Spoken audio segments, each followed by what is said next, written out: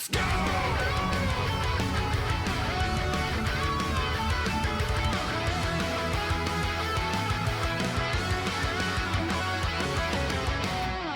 I really got to get off my chest what I feel about the Tekken 8 Season 2 patch. And I feel like there's obviously a very big narrative and reaction that's happening right now that, like, game's done, the catering to casuals has pretty much left this game in a dire state. And I'm here to sort of alleviate that, because as much of this game seeming like it's catering to casuals, I don't know if that is exactly the case. And I need to like remind you all, I feel like I am sort of the definitive Tekken casual, like quote unquote casual. Granted, 230 hour casual, and that's just on this version of the game, sure. But that's like not a lot. I will say though, that might seem way too much to some people over a year of the game being out, or way too little to the people that pretty much play one fighting game. I am not in Tekken 8 to become a serious competitive player. I am quite literally the casual audience that it seems like the developers would seemingly be targeting for a patch of this kind. That's kind of like what people are thinking. How much do I enjoy Tekken 8? I haven't played a Tekken game this much since Tekken 5. Even Tekken 7 over the 6-7 years this was out, I had a similar amount of playtime just because I never actually committed to really learning the game and wanting to go back because of a variety of reasons, online experience. So again, I have put almost more time into Tekken 8 solely as a video game in like 1/7 the period of time. I legit love it, right? I legit think it is a super fun version of Tekken. And I have been a defender of Tekken 8. While it's not perfect, I do think the approach that they had was pretty interesting of making something that is opposite of what Tekken 7 is. I think in Tekken 8 at launch, there was definitely some things that needed refinement, but, you know, at the same point, it was like, this is a lot different, you know? This is certainly something that leads to some pretty interesting gameplay, a lot different than before. And yeah, there was a lot of concern and a lot of discretion, but for the most part, like, the best players were still the best players. And it really felt like, okay, yeah, Season 2, hopefully this is just going to be a refinement of those elements, and, you know, bam, we're just going to get into it. So that didn't happen. And I like to use this example of, from my perspective, what happened. Tekken 8's already a very aggressive, somewhat volatile game. Yeah, it already is a very chaotic game in many ways. Super aggressive, very chaotic game. It was clear that we were figuring out what's actually super good. What is this shit that like prevents you from playing the game, forces the opponent into these really rough situations? Dude, everybody was complaining about like Lars Den 3 being the end of Tekken. And I'm like, okay, I get it, but it was like a very slow move that leads him to a 50-50 that doesn't really start much combos. It just leads to like a mid or a low. We never thought we'd be at a point where Season 2 happens. The majority of the cast now has that move. It's faster, it's better, and it leads to full combo options after. Now on several other characters, it leads to like 50-50 mix, low starter, 60 to 70 damage, high starter or like mid starter, almost 100 damage. And it's like, oh, what? I keep using this example, like Lars now feels like he's finally playing Tekken 8, but everyone else is playing Tekken 9. With that little bit of perspective of just like how the game evolved, I very much wanted the game to feel like we are going to refine on those elements. Again, Tekken 8 was like a very satiable dessert. Like you got your dinner, your refined palate cleansing dinner with Tekken 7. Here's dessert, bro. Game's crazy, game's chaotic. Tekken 8 vanilla and beyond, that's where we're at right now, is just a very tumultuous game that's hard to control in many ways. But you get to that point where, you know, you realize, oh, it's leading to this 50-50. These characters have these options. So it's like, yeah, those moments, we want them to tone that down. So like Tekken 8 is a big like ice cream sundae. Visually look at this. It's a big ice cream sundae, a whole bunch of like ice cream on top of it, and a bunch of chocolate sauce and like sprinkles and shit. And we were looking at this Tekken 8 ice cream sundae going, all right, so that's delicious, but we don't want diabetes. How about we just take off maybe some sprinkles and some of that chocolate sauce? Let's just like bring that away a little bit and give me something that would just feel kind of nice in my stomach instead of trying to give me diabetes. That would be nice. What happens with Season 2? The crew comes in, kicks over your ice cream bowl, brings a bucket, boom, full of ice cream. It's mounted up to like 4 feet. There's chocolate everywhere. It's disgusting. There's so much. I'm like, dude, what is this? Like, this is epic mealtime or some shit? What the hell's going on? I thought we were going to try to fix it. I'm like, no. This is Tekken 8. So instead of the developers coming in and refining their game, they didn't double down. They quadrupled down on several of the things that were severely like cumbersome and sort of removing the elements that sort of make Tekken really fun. And I'll say personally, I was kind of hoping that we were going to get a new season that allowed us to engage with the players a little bit more, where it's like, yeah, okay, the human to human interaction can take a while. Like, we were just running into it where I was having to get to Tekken King, where I'm like, ooh, I'm starting to play people. I'm actually starting to play the person and not as much their character nearly as much, because people are just putting a little bit more thought into what they do. They don't have exactly the most high tier character. It's like, ooh, okay, I like this. This is the best feeling of Tekken, it is actually like running up at somebody and stopping and just seeing what they do and seeing how they react to that. And then they do it to me. It's like, oh, dude, this is fun. The other shit of just enact my bullshit on somebody and then try to persist until they're done with their bullshit or never let them do it is fun to a certain degree, but it's like the goal is to get out of there, right? The goal was to exit that shit.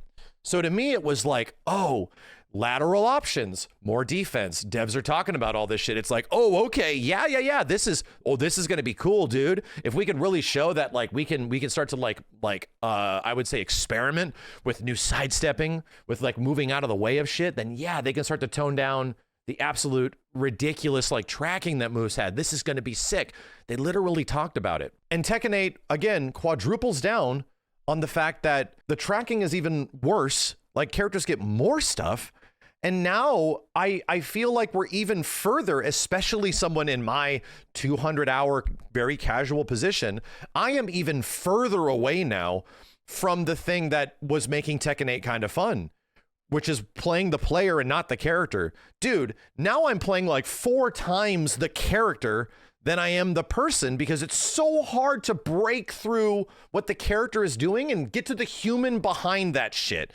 It feels like it feels like it has become a significantly different experience. I also want to mention things that are great. Sidestepping and sidewalking have never felt better. If something happens to this game in the future, we cannot go back. This feels great. Moving your character into the screen and away from the screen in lateral positions feels awesome. I can't believe that this has not been the case for Tekken as long as it has, now that we have true fluidity, true response when it comes to moving in and out.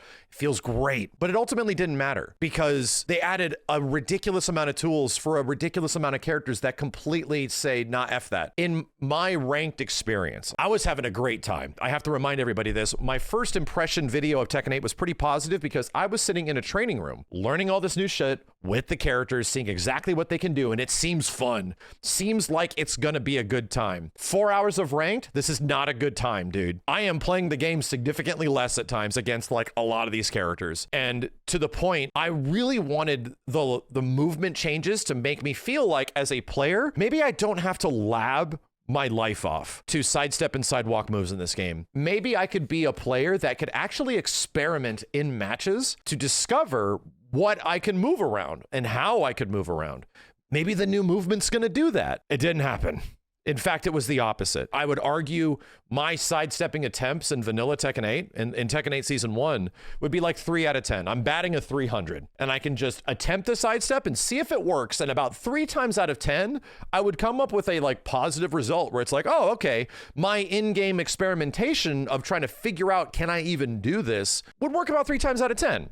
So I was still getting somewhere, bro. I was like 1 for 10 on sidestepping attempts now, like 1 for 10 of just seeing what I can do. And like, oh, that seems really powerful. I wonder if I can get around it. I know it's coming. And then you get some insane tracking thing. It's like, wait a minute. I thought the idea of getting a more powerful sidestep sidewalk was that they want us to use this stuff more. I started playing the game and doing significantly better when I was playing it as a 2D game. And I'm watching like some of the best players, at least my character in the world, and I'm watching them play.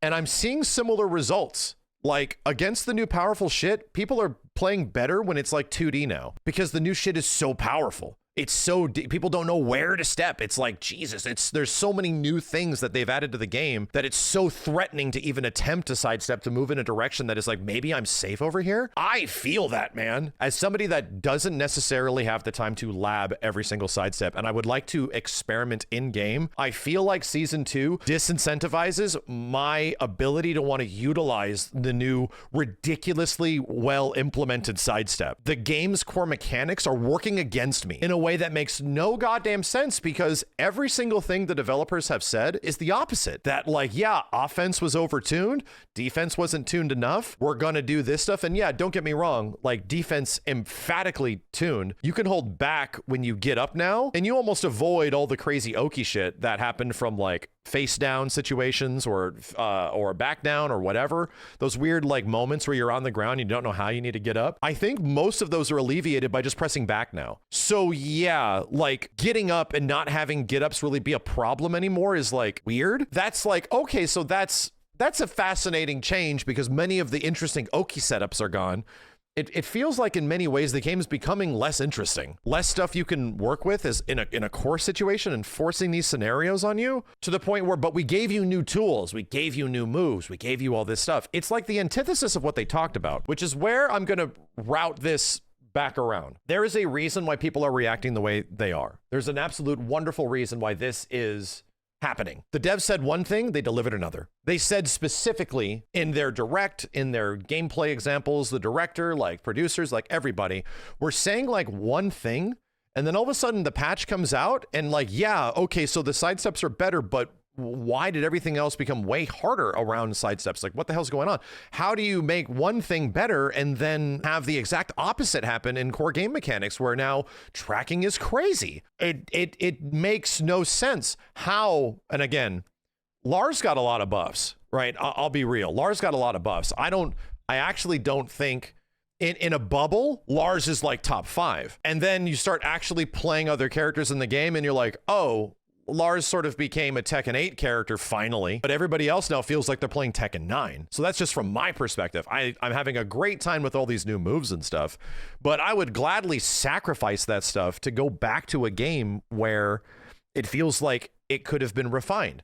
A lot of us were wanting Tekken 8 to be refined. And instead of refining Tekken 8, they seemingly went into a direction that was committing to the initial game design philosophy of the game. Offense is super powerful. Let's make offense super powerful. Let's make the game very heat focused. We were hoping that was going to get toned down a little bit, remove the sprinkles and remove a little bit of the chocolate. We want to refine Tekken 8. No, it was a commitment to the initial game design balance of T8. And now we're just going to push that even further. And it is the most bizarre shit. That is where people are coming from. That is where it's like, wait a minute. Yeah, I get it. A lot of people are going to have fun with their new characters and the things they can do and the way characters have changed. Don't get me wrong. I'm the same way when I was checking out Jin and Lars, especially. When it came down to actually like playing people and now dealing with the ridiculous amount of like bullshit, it just feels very different. It feels like every single match I'm about to be in a car crash and am I narrowly going to swerve out of the way? It's like every single person in the game now feels like a car driving at 120 miles an hour towards me. And I'm like, whoa, okay, well, I just have to be a car driving at 120 miles an hour towards them. And that is the answer. It's weird. This is entirely from the perspective of somebody that is not at Tekken God. This is entirely from the perspective of somebody that casually plays Tekken 8 and jumps into it because I legit loved season 1. I really dug how the game functioned. I liked how characters had more tools. I liked the fact that this was this way. But my dude, I barely felt like I had a grasp of season 1 to the point where we're just going to shake up the whole thing again. And now here's season 2, like everything is mostly different and everything works differently. It's like, wait a minute, what happened to like refining season 1? That's the point where I'm just like, shit, dude. It's made me severely less interested in the game. That's all this really boiled down to. I was very much kind of looking forward to like the new ranked system and wanting to jump into Tekken 8, experience like, okay, yeah, let's get a really nice refined Tekken 8 and see how it happens. Instead, we for some reason went back to Beta 1. I know a lot of people forgot about this, what Tekken Beta 1 is like. It's not that much different than what we're playing right now, dude, where heat mode was like insane, way more aggressive than it kind of was before. It feels like the game was evolving. Tekken Beta 1 to Beta 2, a lot changed. They toned stuff down. They figured stuff out. The engagements were getting like ironed out. It's like, okay, cool. And then by the time the game came out, there was still a lot of bullshit, got refined, figured out. Like there was a lot of refinements that happened over like a year and a half of Tekken being in like a beta state all the way until its eventual launch, you know? It felt like we went back to season 1 and that game was like rough. Clearly some ideas, but it was like committing way too hard to some of these system mechanics. And it's like, bro, Debs, I see where you're going through here.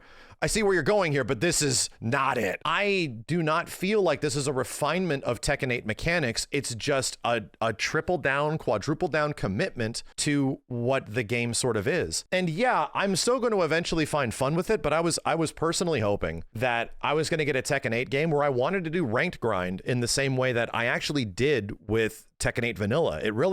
I wanted to play, dude. I wanted to play and get better. And now I know that even if I play and get better, and if I even lab shit and really learning shit and learning the super sensitive timing to sidesteps, their super sensitive timing to all the crazy bullshit characters have, which hopefully have a counter, what is my end result? I'm still going to hold the shit out of all those 50-50s now. Everybody's got a Den 3 mix-up. There's very few options around that shit other than maybe hopefully Power Crush or some shit. Then I'm just going to be on like the winning side of a coin flip, and that just doesn't feel very satisfying. I'm sort of like looking forward and ahead, and I will say, I was much more positive before this patch was out of giving the developers the benefit of the doubt here. I get it, a lot of the crazy decision making and stuff like that, but when those patch notes came out and they were like, oh, so characters had weaknesses, well, we'll just fix all the characters' weaknesses now. Dude, you did not need to buff the shit out of Lars like lows and stuff. Like Lars lows became so much better. He didn't necessarily need that. So to me, it was